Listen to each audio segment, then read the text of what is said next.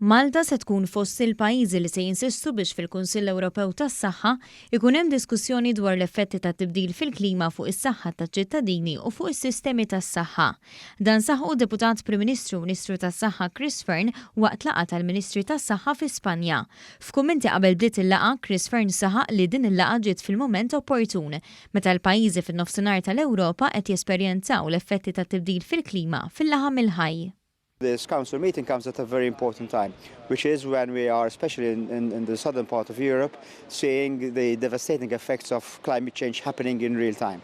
And Malta is going to be one of the countries who will be pushing to have a discussion on climate change and how this is affecting the health of our citizens and the delivery of our health services also in the councils to come. Fost it-temi ewlenin ta' din il-laqgħa kien hemm l-isfida tal-aċċessibilità għall-mediċini mill-Istati Membri kollha u l-użu tat-teknoloġija.